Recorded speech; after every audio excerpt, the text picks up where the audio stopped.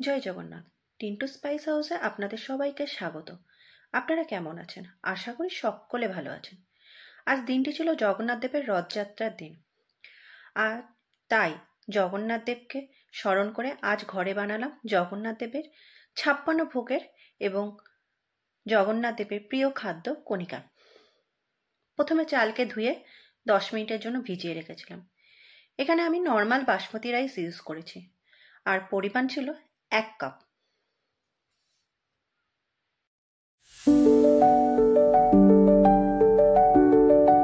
দশ মিনিট পরে একটা বড় ছাঁকনির সাহায্যে চালের জল ঝরিয়ে নিয়েছি এবং হাতের সাহায্যে ছড়িয়ে 5 মিনিট মতো রেখে দেব।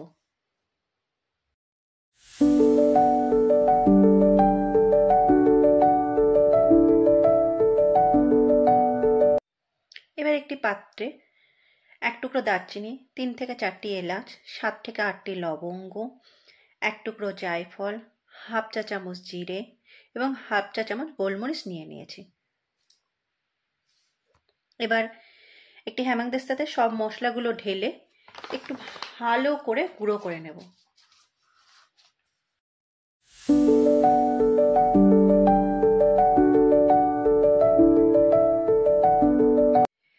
এবার একটি কড়াইয়ে 2 কাপ জল দিয়ে দেবো।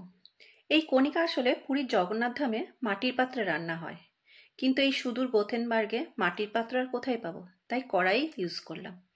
এবার কড়াইয়ে ধুয়ে রাখা চাল দিয়ে দিয়েছি, আর দিলাম 2টি গোটা তেজপাতা, 2 চামচ গুঁড়ো করে নেওয়া মশলা, 8 থেকে 10টি কাজু বাদাম, 10 থেকে 12টি কিশমিশ, 1 চা চামচ আখের গুঁড়ো, 1 হাফ চা চামচ সন্ধক লবণ, আর 2 থেকে 3 চা চামচ ঘি।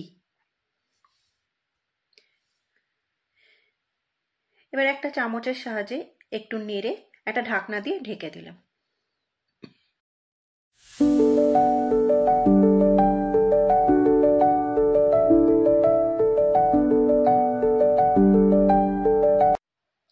মিনিট 15 পরে ঢাকনা খুলে একটু নেড়ে নিলেই তৈরি জগন্নাথ দেবের 56 ভোগের কণিকা ভোগ। আর তুলসী পাতা ছাড়া কখনো ভোগ সম্পন্ন হয় নাকি?